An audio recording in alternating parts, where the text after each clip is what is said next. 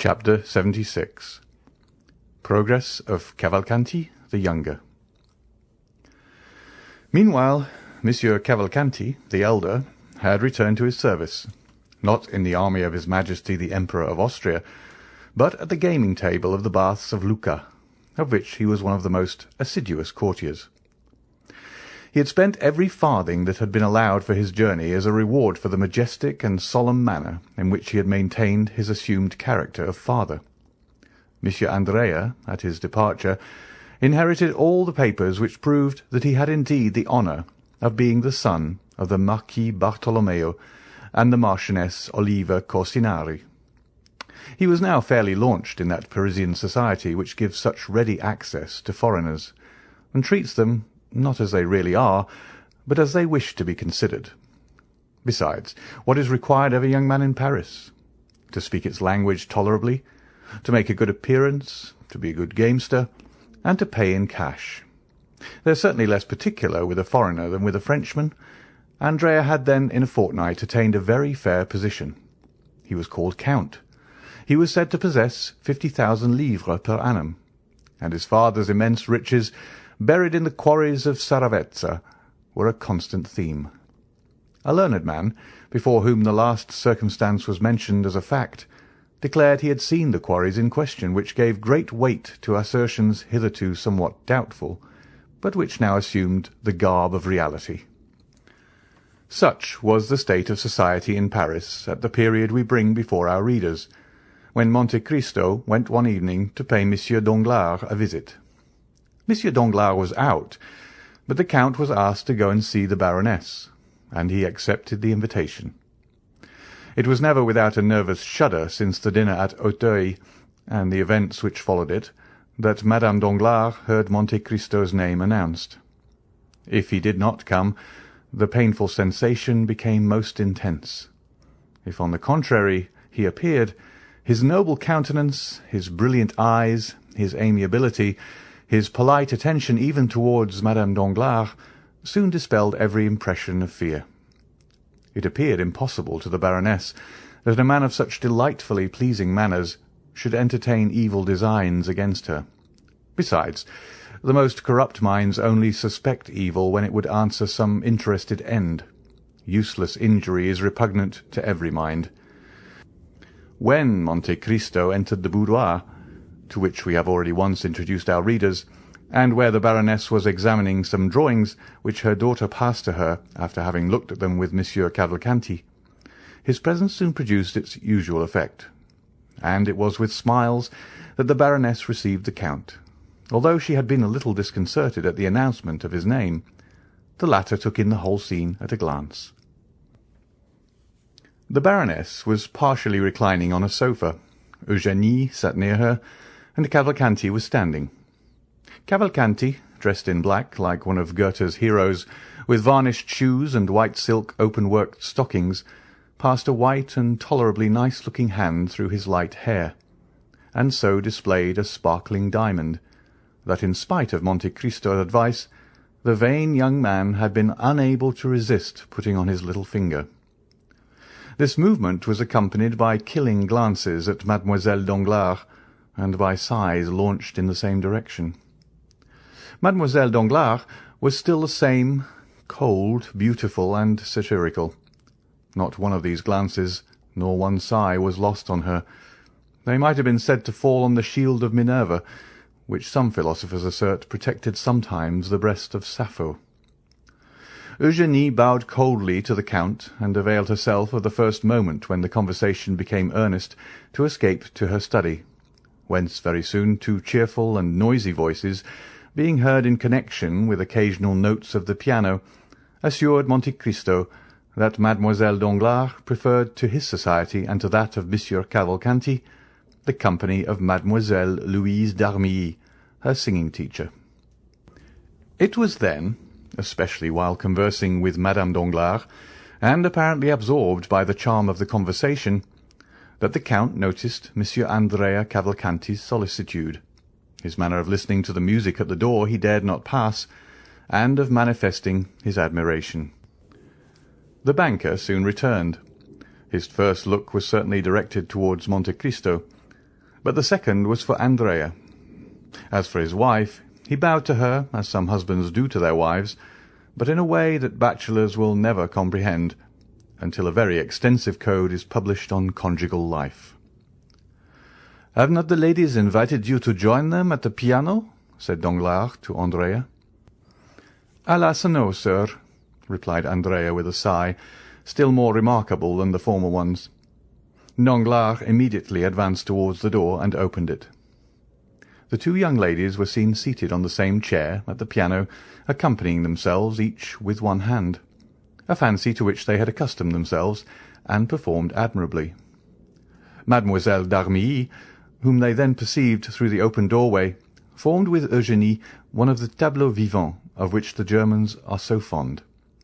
She was somewhat beautiful, and exquisitely formed, a little fairy-like figure with large curls falling on her neck, which was rather too long, as Perugino sometimes makes his virgins, and her eyes dull from fatigue. She was said to have a weak chest, and like Antonia in the Cremona violin, she would die one day while singing. Monte Cristo cast one rapid and curious glance round this sanctum. It was the first time he had ever seen Mademoiselle d'Armilly, of whom he had heard much. "Well," said the banker to his daughter, "are we then all to be excluded?" He then led the young man into the study, and either by chance or manoeuvre, the door was partially closed after Andrea, so that from the place where they sat, neither the Count nor the Baroness could see anything. But as the banker had accompanied Andrea, Madame Danglars appeared to take no notice of it. The Count soon heard Andrea's voice, singing a Corsican song accompanied by the piano. While the Count smiled at hearing this song, which made him lose sight of Andrea, in the recollection of Benedetto, Madame Danglars was boasting to Monte Cristo of her husband's strength of mind, who that very morning had lost 300,000 or 400,000 francs by a failure at Milan. The praise was well deserved, for had not the Count heard it from the Baroness, or by one of these means by which he knew everything, the Baron's countenance would not have led him to suspect it. Thought Monte Cristo, he begins to conceal his losses. A month since he boasted of them. And then aloud, "Oh, madame, Monsieur Danglars is so skilful. He will soon regain at the Bourse what he loses elsewhere." "I see that you participate in a prevalent error," said Madame Danglars. "What is it?" said Monte Cristo. "That Monsieur Danglars speculates, whereas he never does." "Truly, madame, I recollect Monsieur Debray told me, apropos, what is become of him. I have seen nothing of him the last 3 or 4 days." "Nor I," said Madame Danglars. "But you began a sentence, sir, and did not finish." "Which?" "Monsieur Debray had told you." "Ah, yes, he told me it was you who sacrificed to the demon of speculation." "I was once very fond of it, but I do not indulge now." "Then you are wrong, madame. Fortune is precarious, and if I were a woman and fate had made me a banker's wife, whatever might be my confidence in my husband's good fortune, still in speculation you know there is great risk.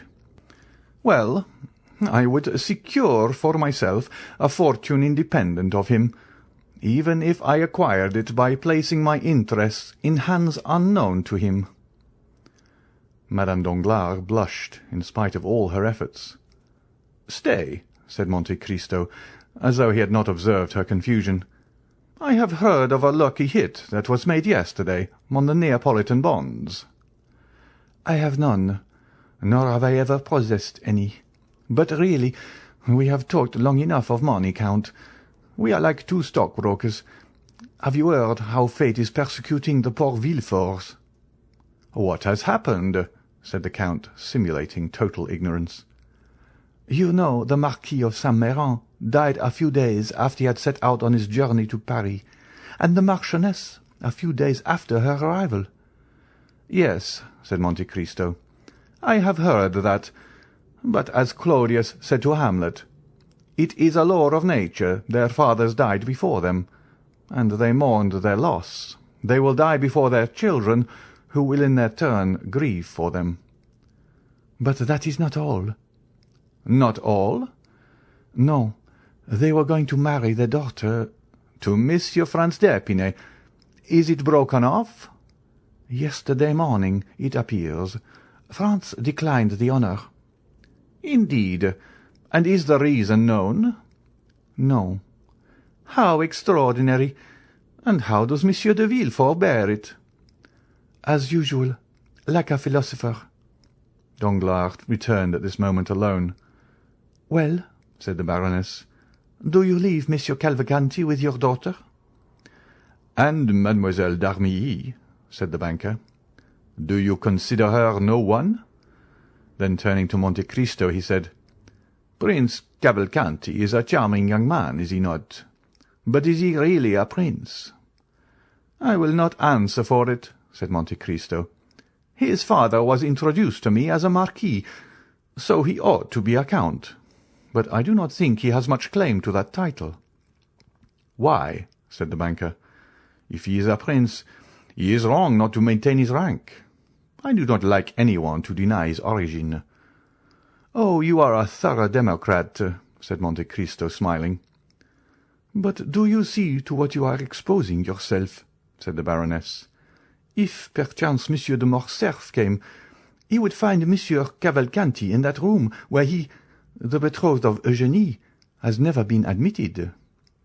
"You may well say perchance," replied the banker, "for he comes so seldom.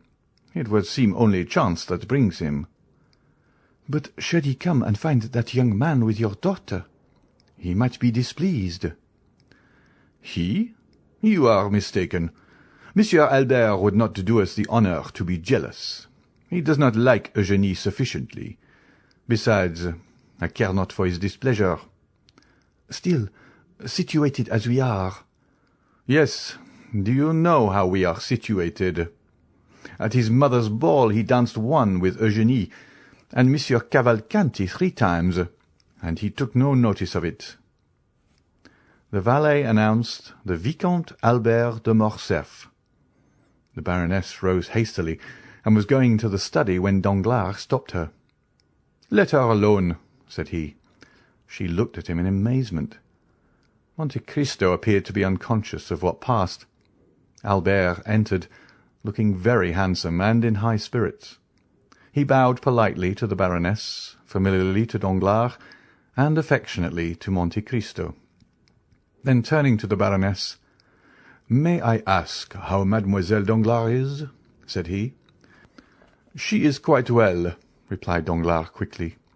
"She is at the piano with Monsieur Cavalcanti." Albert retained his calm and indifferent manner. He might feel perhaps annoyed, but he knew Monte Cristo's eye was on him. "Monsieur Cavalcanti has a fine tenor voice," said he, "and Mademoiselle Eugénie a splendid soprano, and then she plays the piano like a Thalberg. The concert must be a delightful one." "They suit each other remarkably well," said Danglars.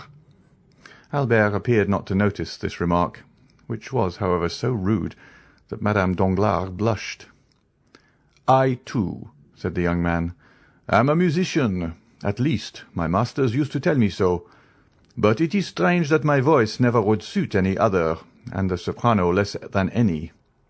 Danglars smiled, and seemed to say, "It is of no consequence." Then, hoping doubtless to effect his purpose, he said, "The prince and my daughter were universally admired yesterday. You were not of the party, Monsieur de Morcerf." "What prince?" asked Albert. "Prince Cavalcanti," said Danglars, who persisted in giving the young man that title. "Pardon me," said Albert. "I was not aware that he was a prince. And Prince Cavalcanti sang with Mademoiselle Eugénie yesterday? It must have been charming. Indeed, I regret not having heard them, but I was unable to accept your invitation, having promised to accompany my mother to a German concert given by the Baroness of Château Renaud."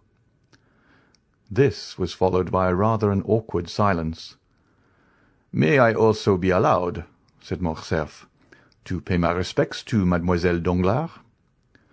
"Wait a moment," said the banker, stopping the young man. Do you hear that delightful cavatina? Ta-ta-ta, ti-ta-ta, ta-ta. It is charming. Let them finish. One moment. Bravi, bravi, bravard. The banker was enthusiastic in his applause. Indeed, said Albert. It is exquisite. It is impossible to understand the music of his country better than Prince Cavalcanti does. You said prince, did you not? But he can easily become one, if he is not already. It is no uncommon thing in Italy. But to return to the charming musicians, you should give us a treat, Danglars, without telling them there is a stranger. Ask them to sing one more song. It is so delightful to hear music in the distance, when the musicians are unrestrained by observation. Danglars was quite annoyed by the young man's indifference. He took Monte Cristo aside. "What do you think of our lover?" said he. "He appears cool, but then your word is given." "Yes, doubtless. I have promised to give my daughter to a man who loves her, but not to one who does not. See him there, cold as marble and proud like his father. If he were rich, if he had Cavalcanti's fortune, that might be pardoned. Ma foi, I haven't consulted my daughter, but if she has good taste—" "Oh," said Monte Cristo, "my fondness may blind me, but I assure you I consider Morcerf a charming young man, who will render your daughter happy and will sooner or later attain a certain amount of distinction, and his father's position is good." Said Danglars. "Why do you doubt?" "The past. That obscurity of the past. But that does not affect the son." "Very true. Now I beg of you, don't go off your head. It's a month now that you have been thinking of this marriage, and you must see that it throws some responsibility on me, for it was at my house you met this young Cavalcanti, whom I do not really know at all." "But I do." "Have you made inquiry?" "Is there any need of that? Does not his appearance speak for him? And he is very rich." "I am not so sure of that." "And yet you said he had money." 50,000 livres. A mere trifle." "He is well educated." Said Monte Cristo in his turn. "He is a musician." "So are all the Italians." "Come, Count, you do not do that young man justice." "Well, I acknowledge it annoys me, knowing your connection with the Morcerf family, to see him throw himself in the way." Danglars burst out laughing. "What a Puritan you are!" said he. "That happens every day." "But you cannot break it off in this way. The Morcerfs are depending on this union." "Indeed?" "Positively." "Then let them explain themselves. You should give the father a hint. You are so intimate with the family." "I? Where the devil did you find out that?" "At their ball. It was apparent enough. Why, did not the Countess, the proud Mercedes, the disdainful Catalan, who will scarcely open her lips to her oldest acquaintances, take your arm, lead you into the garden, into the private walks, and remain there for half an hour?" "Ah, Baron, Baron," said Albert, "you are not listening. What barbarism in a megalomaniac like you!" "Oh, don't worry about me, Sir Mocker," said Danglars. Then turning to the Count, he said, "But will you undertake to speak to the father?" "Willingly, if you wish it." "But let it be done explicitly and positively. If he demands my daughter, let him fix the day. Declare his conditions. In short, let us either understand each other or quarrel. You understand? No more delay." "Yes, sir, I will give my attention to the subject." "I do not say that I await with pleasure his decision, but I do await it. A banker must, you know, be a slave to his promise." And Danglars sighed as Monsieur Cavalcanti had done half an hour before. "Bravi, bravo, bravard!" cried Morcerf, parodying the banker. as the selection came to an end. Danglars began to look suspiciously at Morcerf, when someone came and whispered a few words to him. "I shall soon return," said the banker to Monte Cristo. "Wait for me. I shall perhaps have something to say to you." And he went out. The Baroness took advantage of her husband's absence to push open the door of her daughter's study, and Monsieur Andrea, who was sitting before the piano with Mademoiselle Eugénie, started up like a jack-in-the-box. Albert bowed with a smile to Mademoiselle Danglars, who did not appear in the least disturbed, and returned his bow with her usual coolness. Cavalcanti was evidently embarrassed. He bowed to Morcerf, who replied with the most impertinent look possible. Then Albert launched out in praise of Mademoiselle Danglars' voice, and on his regret, after what he had just heard, that he had been unable to be present the previous evening. Cavalcanti, being left alone, turned to Monte Cristo. "Come," said Madame Danglars, "leave music and compliments, and let us go and take tea." "Come, Louise," said Mademoiselle Danglars to her friend. They passed into the next drawing-room, where tea was prepared. Just as they were beginning, in the English fashion, to leave the spoons in their cups, the door again opened, and Danglars entered, visibly agitated. Monte Cristo observed it particularly, and by a look asked the banker for an explanation. "I have just received my courier from Greece," said Danglars. "Ah, yes," said the Count, "and that was the reason of your running away from us." "Yes." "How is King Otto getting on?" asked Albert in the most sprightly tone. Danglars cast a suspicious look towards him without answering, and Monte Cristo turned away to conceal the expression of pity which passed over his features, but which had gone in a moment. "We shall go together, shall we not?" said Albert to the Count. "If you like," replied the latter. Albert could not understand the banker's look, and turned to Monte Cristo, who understood it perfectly. "Did you see," said he, "how he looked at me?" "Yes," said the Count. "But did you think there was anything particular in his look?" "Indeed I did. And what does he mean by his news from Greece?" "How can I tell you?" "Because I imagine you have correspondence in that country." Monte Cristo smiled significantly. "Stop," said Albert. "Here he comes. I shall compliment Mademoiselle Danglars on her cameo while the father talks to you." "If you compliment her at all, let it be on her voice at least," said Monte Cristo. "No, every one would do that." "My dear Viscount, you are dreadfully impertinent." Albert advanced towards Eugénie, smiling. Meanwhile Danglars, stooping to Monte Cristo's ear, "Your advice was excellent," said he. "There is a whole history connected with the name Fernand and Janina." "Indeed," said Monte Cristo. "Yes, I will tell you all. But take away the young man. I cannot endure his presence." "He is going with me. Shall I send the father to you?" "Immediately." "Very well." The Count made a sign to Albert, and they bowed to the ladies and took their leave, Albert perfectly indifferent to Mademoiselle Danglars' contempt, Monte Cristo reiterating his advice to Madame Danglars on the prudence a banker's wife should exercise in providing for the future. Monsieur Cavalcanti remained master of the field. End of chapter 76.